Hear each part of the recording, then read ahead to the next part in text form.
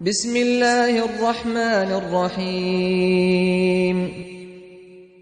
تبارك الذي بيده الملك وهو على كل شيء قدير، الذي خلق الموت والحياة ليبلوكم أيكم أحسن عملا، وهو العزيز الغفور.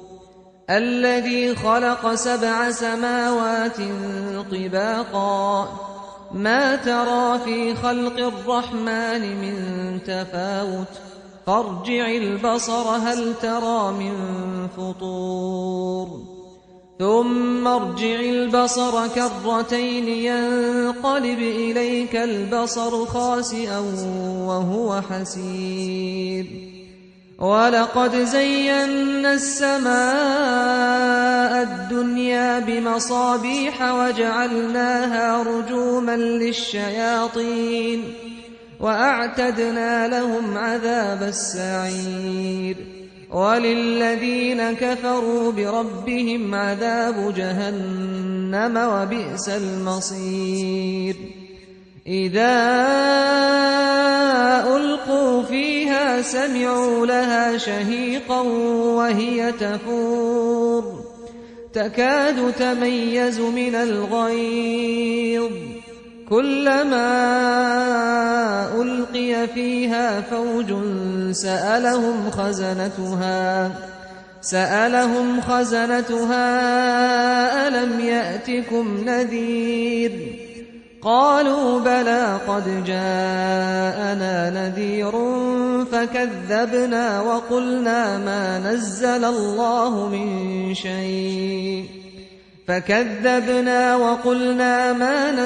الله من شيء إن أنتم إلا في ضلال كبير. وقالوا لو كنا نسمع أو نعقل ما كنا في أصحاب السعير، فاعترفوا بذنبهم فسحقا لأصحاب السعير. إن الذين يخشون ربهم بالغيب لهم مغفرة وأجر كبير. وأسروا قولكم أو اجهروا به إنه عليم بذات الصدور. ألا يعلم من خلق وهو اللطيف الخبير. هو الذي جعل لكم الأرض ذلولا فامشوا في مناكبها وكلوا من رزقه وإليه النشور. أأمنتم من في السماء أن يخسف بكم الأرض فإذا هي تمور، أم أمنتم من في السماء أن يرسل عليكم حاصبا، فستعلمون كيف نذير. ولقد كذب الذين من قبلهم فكيف كان نكير. أولم يروا إلى الطير فوقهم صافات ويقبضن ما يمسكهن إلا الرحمن إنه بكل شيء بصير. أمن هذا الذي هو جند لكم ينصركم من دون الرحمن إن الكافرون إلا في غرور. أمن هذا الذي يرزقكم إن أمسك رزقه بل لجوا في عتو ونفور. أفمن يمشي مكبا على وجهه أهدى أمن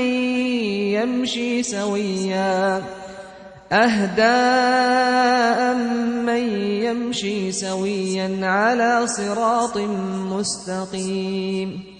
قل هو الذي أنشأكم وجعل لكم السمع والأبصار والأفئدة قليلا ما تشكرون.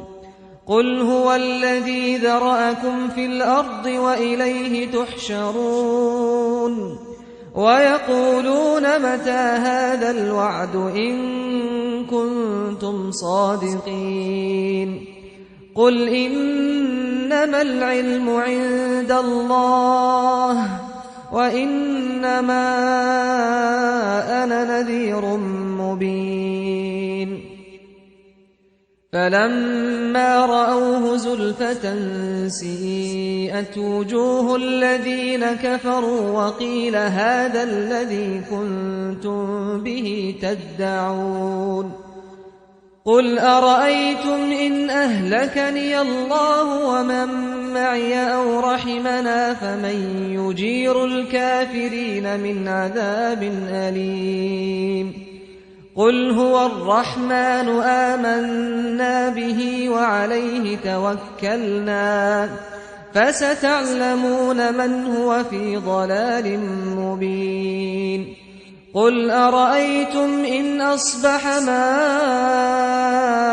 ماؤكم غورا فمن يأتيكم بماء معين